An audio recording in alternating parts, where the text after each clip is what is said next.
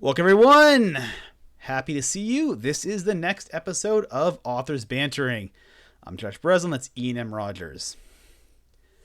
So today we're going to discuss what we brought up last week, which is the topic of thrashing. I'm just going to use that term. It's actually not a writing term. It's more of like used like in software development and anything that has to do with like user interface. But basically, it's the act of dealing with issues that arise within the interface. For us, for our purposes, basically what it means is when your inner critic gets in your head and starts bringing up problems, right? And so I'll lay out a scenario so you can better understand what I mean.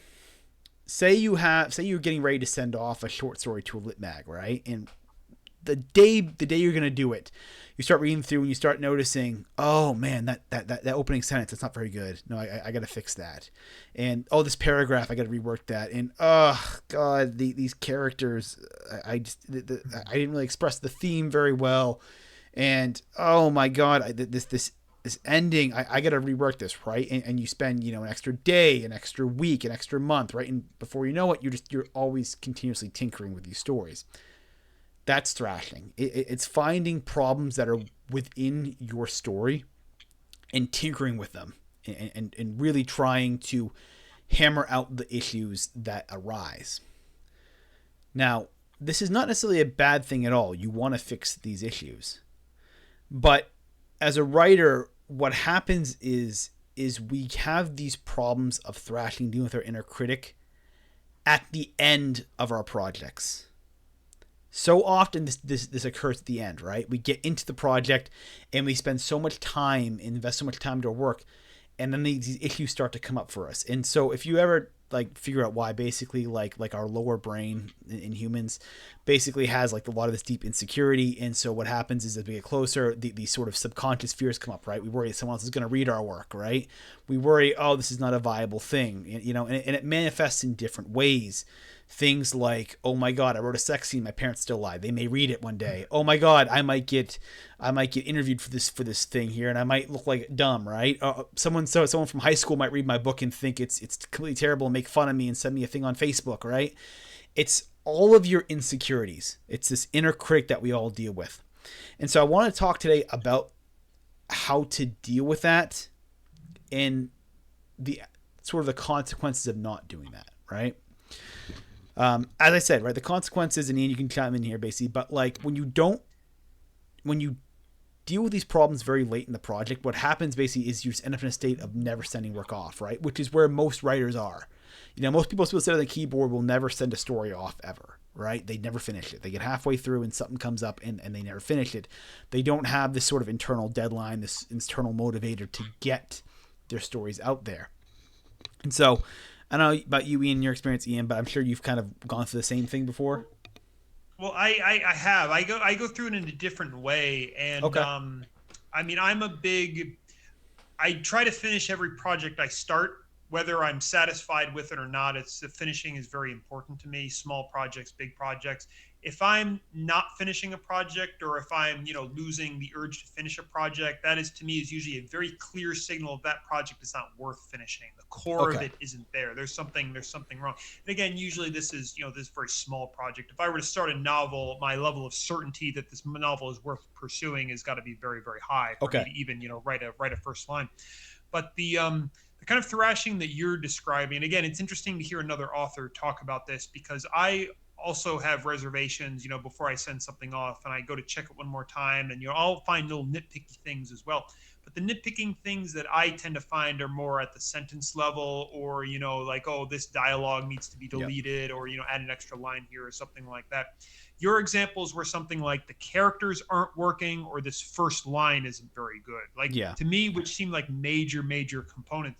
And so, to break down this idea of thrashing a little bit, if you're going through your work when it's near the finishing point, or you think it's at the finishing point, or when you're about to finish, and you're finding major things, it's almost certainly a sign that the work is not ready and needs to be taken out of that, Yep. ready to be sent off stage and back into the, okay, let's roll up our sleeves and let's kind of do something with this kind of moment.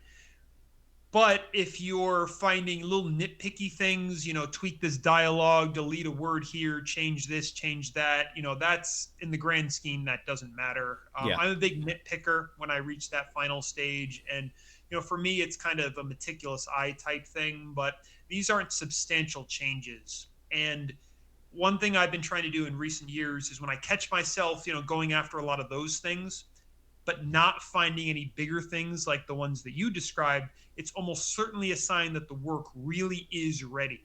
Okay. And that's when I should be sending it off, because I'm not finding those big, the characters aren't working or the opening line isn't working types of things. But again, you have to silence that inner critic that wants to go in and tweak all the dialogue or fine tune these sentences to get them absolutely perfect. So Bingo. for me, that distinction is a very, very important. Bingo. Exactly. So the point I was making, you kind of hammered, sort of went along with that basically, is the idea that this inner critic is going to exist regardless, right? But a lot of the issues that are getting brought up, kind of like I was saying before, right, could be much bigger issues.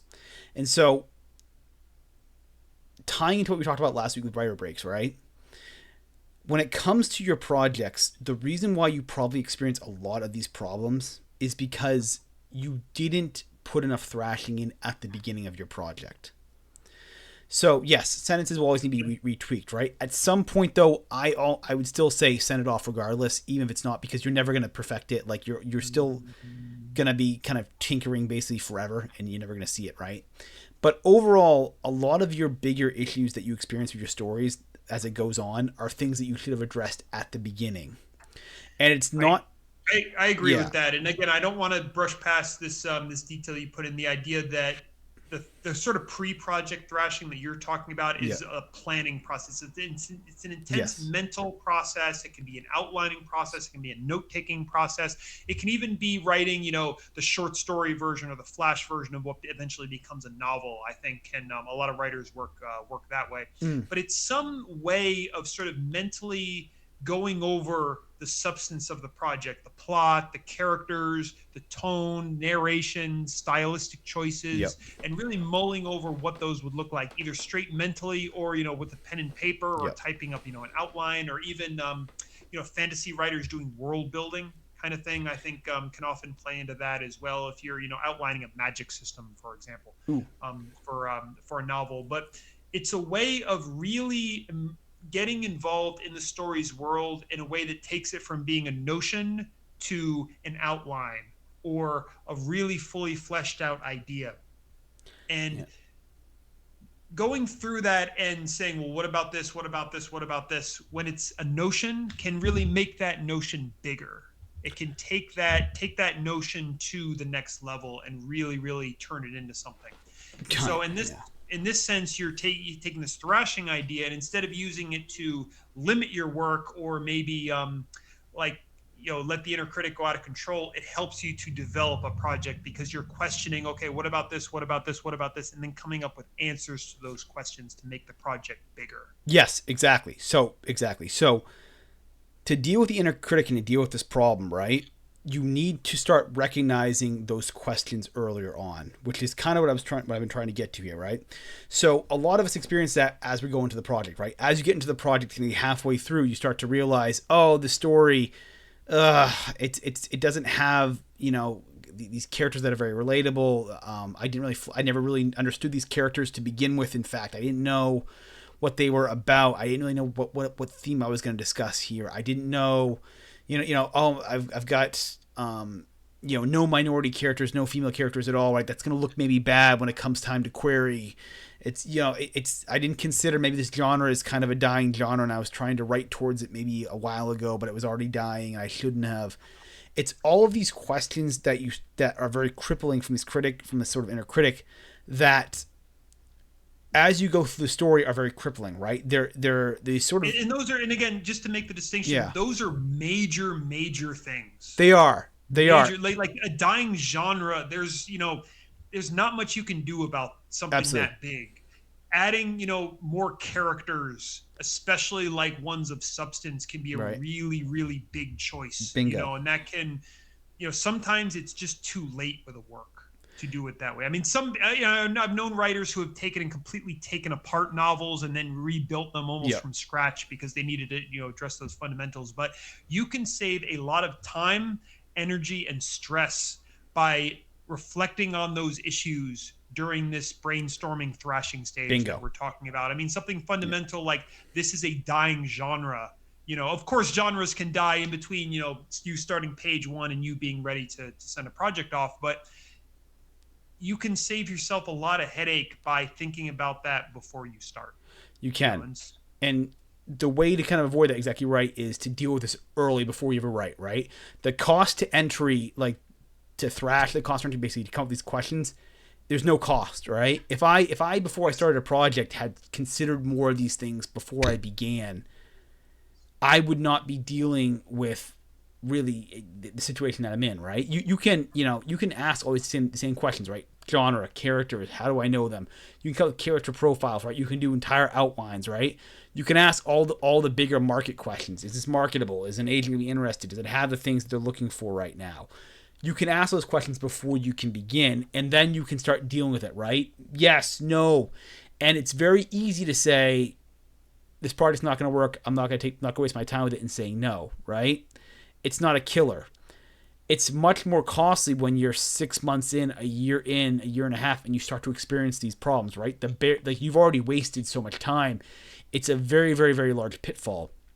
So for authors, what I'm encouraging you to do is to take far more time before you start a project to really consider everything, to really hash everything out, to have all of these sort of inner critic sessions, right? Like if you want to call them sessions, sit down, think of all the problems that could happen. They're a fine name for that. Actually. Yeah, I mean, they're ways of reflecting. Exactly. They don't have to be long. They don't have to be formal. You do it in the shower when you're driving. Oh, absolutely, yeah. Bed, Exactly. Just play it in your head, but just think about it, like ruminate on it. Be like, okay, so is an agent be really interested in this? Take the time. Don't make these decisions spontaneously. Absolutely.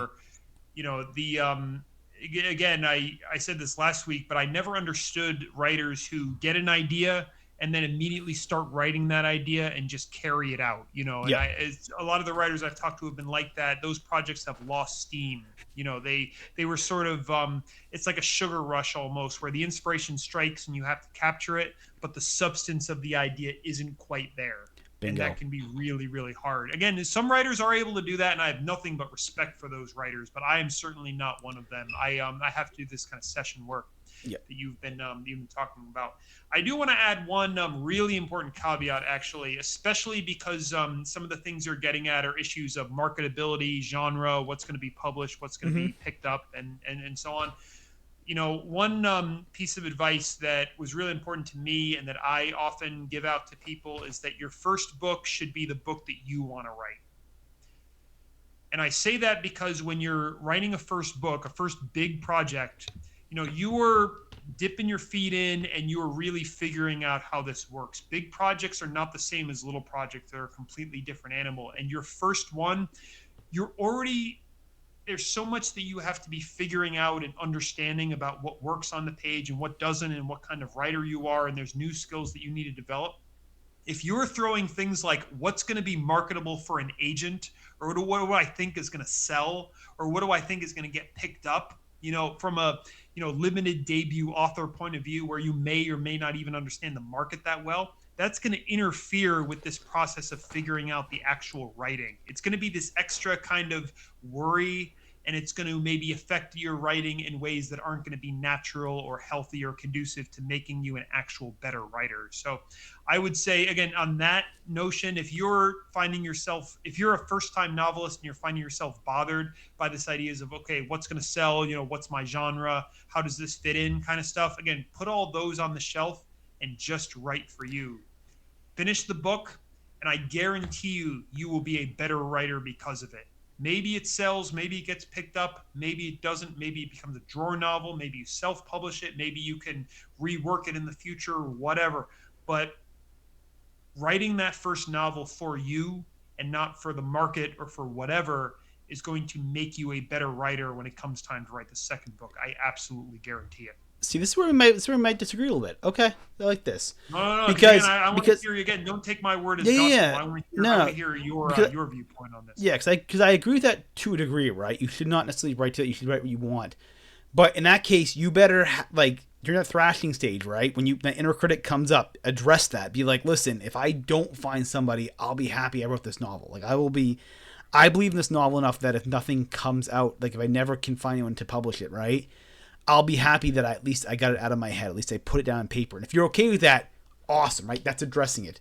But if your thing is, no, I really want to get published here. I want to give something my best chances. And if I know this, if I'm pretty certain it won't, then not doing it makes way more sense because it's me way less miserable than 2 years of writing it basically whatever, and then another year of querying it just to get a bunch of no's. Right? It's way better to those 3 years you could save yourself if that's what you value and that's what you want. I think that this is what a lot of the thrashing beating comes down to is establishing that because I'll give an example of myself. Right? So right now I'm sort of a cautionary tale here. I started out my current project right now, right, is a short story collection. That's what I'm doing for my write every day. Those that follow my vlog know this. It's a collection of short stories. It's about a small town that is rocked by a mass shooting at its high school. And basically, it's about the lives of the characters of the students and the parents who, and how they deal with their grief and come together as a town in the wake of this tragedy. It was an awesome idea. I love it. I absolutely love what I'm doing. I love the scope of it. I think it's absolutely brilliant. The problem, though, is that I started this very, very, very quickly. I jumped into this project within about 2 weeks or so after I finished my last novel here. And so there was no time, I didn't do any kind of thrashing at all. I just jumped right in. This was an idea. And what I've encountered is, because I didn't really plan ahead, I'm encountering now pitfalls that I maybe could have avoided. Unfortunately, to avoid it, I would have had never taken this project on at all. But what I'm encountering basically is the subject matter, because it is about a mass shooting, right? Many lit magazines that I submit some of these stories to are basically outright rejecting it. At least they are hinting at that content being one of the reasons why. They're not outright saying it's the shooting, but they'll like, if you can read between the lines and some of the more personalized rejection letters, what they will say is something along the lines of some of the content just does not fit for us or whatever. And you start to get the idea that, okay, the topic itself and the way I've explored the topic here is not something that is going to be of interest to them, to this thing, despite how good I think it might be, and despite how well written it could be. It's simply the topic, right? And so that's something I've encountered now, right? About a year into it, I'm encountering the thrashing of, oh wow, no one's actually interested in publishing this. I should have done more deliberation in the beginning and recognized that and made an adjustment. Would I have? I don't know. To be honest, I'm not sure if I would have. I might have still gone through anyways because I'm stubborn. But it's something that I did not consider at the beginning, and now I'm paying sort of a penalty for it as I go through. Okay, so just to clue in for listeners, Yeah. so Josh and I have talked about this project. I'm hearing the details of this for the first time, so this is a Sorry, Ian.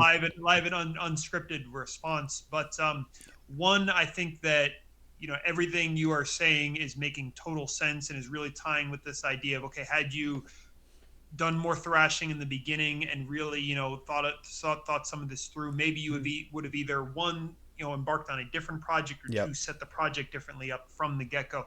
Yes. All of that being said, however, I don't think all is lost at all. I don't think all is lost, but it's more I think challenging. Yeah. Yeah. Okay. Hear me out here. Hear me out, right? Yeah. So there's so many different genres, ways of publishing, different audiences, different people who are looking for different types of stories, both from the editorial level and the reader level, right? Sometimes thinking a project is one genre when it really is a completely different genre, or has a different audience, or has a different I don't want to say level, but a different type of reader or a different type of press is going to be interested in it. Sometimes this can be the difference between thinking a project is a failure and understanding that your project is a success, but for this different audience. So, for example, if you're finding that you're applying to a certain kind of literary magazine and they are rejecting you for content, that's probably has to do with the type of content that that literary magazine is looking for. I guarantee you Yeah. that there are going to be other venues out there that are not in that category of literary magazine that you are applying to that are going to be not only interested and accepting of that content, but maybe it's even what they're looking for. Like, this is the story that they want and it's in the style that they want. And so the problem becomes more about choosing and knowing your genre and your outlet. Yep. Is realizing, okay, I'm not an A kind of, an XYZ kind of writer, but I'm more of a ZYX kind of writer. This is my, I shouldn't be going over here. I should be going over here with what I'm going for. And I think that is something that you figure out both by looking at your own writing and then looking at other kinds of outlets to understand the breadth of what is going. And again, that is a completely unscripted response that I'm giving you right now. Oh, I know. No, you're exactly correct with that, right? So yeah, I do think there is a home for that kind of story. I do. Does it fit the broadest range of magazines, right? Do I have to put more effort now to find more niche ones that might be a bit more open to that content? Absolutely. And again, it makes things just a bit more challenging for me. Something that I might have been able to avoid if I had put a lot of thrashing, done a lot of dealing with an inner critic, and started looking at maybe things that could have gone wrong much earlier before I ever started the project. If I took maybe a month to set aside to kind of deconstruct this project, I might have begun to see, hey, this may not be work. The content really might be a huge sticking point for you. You might really have a hard time. Are you willing to go through that, right? And I'm not sure what the answer would have been. And that's the key question. If I'm trying to work towards a certain kind of goal, and the project is going to require a lot of work or is going to be struggle to achieve that kind of goal, is it worth going through that work? How badly do I believe in this project? And sometimes the answer is yes, I do believe in the project badly enough. Sometimes the answer is hell no, it's not worth it. Sometimes it's a gray area and you think, well, maybe I'm not sure, let me think about it. Or maybe I can change one thing, but I'm not going to change these other things. Yes. And I think the important thing is to ask the question, because when you don't ask that question, it becomes a lot more complicated. Exactly. No, I completely agree with you. Yep. But yeah, so I hope, at least I think we probably can end on that note there. So I do hope that my kind of anecdote at the end here has sort of helped you understand maybe the consequences of not thinking ahead before you start a project. You're always going to have your inner critic. It's always going to come up. It's like I said, I gave the example of the sentences aren't working here at the beginning, right? When you're about to send something off, all the way up to just bigger content things. But a lot of these problems can be alleviated if you put more time into dealing with your inner critic very early in the project and then committing to just getting it done. And so with that, I know this topic was a bit broad, a bit broad. It kind of touched upon a lot of different things. I think it was broad in a good way. I think it was broad because, again, I hadn't really seen this talked about before, so I think it was good. Oh, exactly. I have not seen anyone else. Yeah, I had not heard about the subject, but any other writer really talking about this. But the reason I mention that is just if you have any kind of questions on this, more clarification, leave it in the comments. With that as well, if you'd like the video, give us a thumbs up. And with that, we will see you all next week. Take it easy.